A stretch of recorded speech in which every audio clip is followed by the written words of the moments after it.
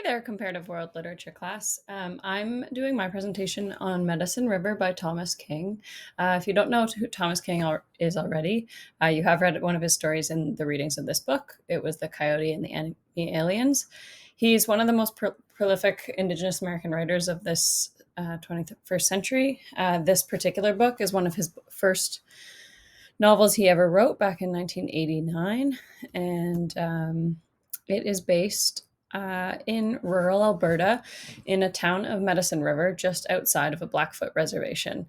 The perspective of the story is told by the protagonist, Will Sampson, and he is a photographer who's just moved back to the area after losing his mother, and he finds community and sort of a chosen family there with other Indigenous townspeople, as well as he opens up his own photography studio and becomes an important part of the community that way. Throughout this presentation, I'm going to talk about some themes, the importance of the setting, and the language. So I wrote my essay on the theme of how important the community is to Indigenous populations and how important it is for their mental well-being. And it's imperative in the book that his friendships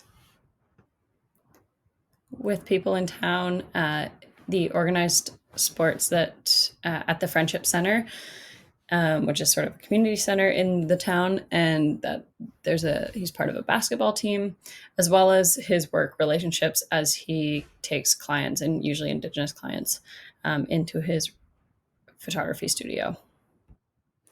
The simile that I'm about to read for you in the next slide is a comparison of how important community really is, and how in a small town that these relationships are so important. And his best friend Harlan is often in people's business, maybe more than he should have, but it's always in good intent and intention, and he is often trying to repair and fix things for people. We got to do something. What do you think? Helping was Harlan's specialty. He was like a spider on a web. Every so often, someone would come along, tear a piece of the web or poke a hole in it, and Harlan would scuttle along, throw his fragments over the filament until the damage was repaired. Bertha over the Friendship Center called it meddling. Harlan would have thought of it as general maintenance. We see that this is a literary device of a simile because it compares Harlan's actions of fixing people's webs and relationships to a physical spiderweb. So the setting is important because it is located in a town outside of a reservation where a lot of Indigenous population resides that were removed or didn't fit criteria of living in a reservation. And the laws have and these reservations have since relaxed many of them, but back in this time, Will, his mother, married a white man and had children. So Will's an Anglo-Indigenous person, and so his mother raised them in Medicine River because they were not didn't fit the criteria to live in the reservation. Or the reservation, the relation to Medicine Hat and the reservation is really important to the novel because they still connect with Indigenous culture on the reservation, as well as sort of like thread into the Western society that is prominent in Medicine River.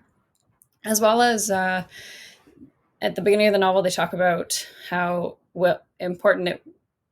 great it would be for Will to open up a photography studio in Medicine River because the current ones are owned by white people, and that getting your photo taken is an intimate act, and that it would be really great for the Indigenous population to have something like that for themselves. Another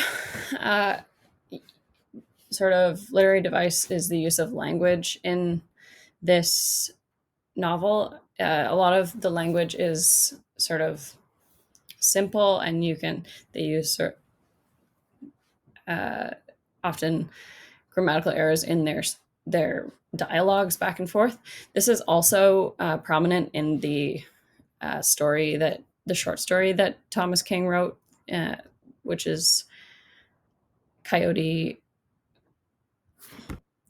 which is the story of the coyote and the enemy aliens, uh, based on the treatment of the Japanese Canadians. And I just put some examples here. Hey, what do you think, Will? Really busy, Harlan. Somebody in trouble? So they use sort of simple language back and forth, and the hey, is used throughout the Madison River novel, and it really sort of paints the picture of the language, and sort of the tone in which people speak to each other on the reservation, as well as this example. Sure, I says, sit down. That's what the pretty good truck says. So that they're just often grammatical errors, and maybe this points to sort of a lack of schooling, or that the English is not their first language, or they were taught English by people of Indigenous people where English was their second language. So using the setting and the language, it is able to paint a really nice picture of sort of a day in the life of Indigenous people in Medicine River. And the story doesn't have a huge amount of climax and resolution. It seems to really just be a personal and intimate snapshot of what life is like for Indigenous people that are integrating into Western, or forced to integrate into a Western society, and how the community sticking together as a community is so important, as well as having the um, ceremonial lands and the reservations to hold the importance of place and the setting, as well as the language is really helps paint this picture as well. So King really does underscore the importance of the community and fostering and fulfilling a resilient life. And being able to use this language setting, you really gain a better perspective in the intricacies of Indigenous communities, ultimately helping us foster more empathy and support for this community. Um, Thanks for watching. Please leave your comments below. Bye-bye.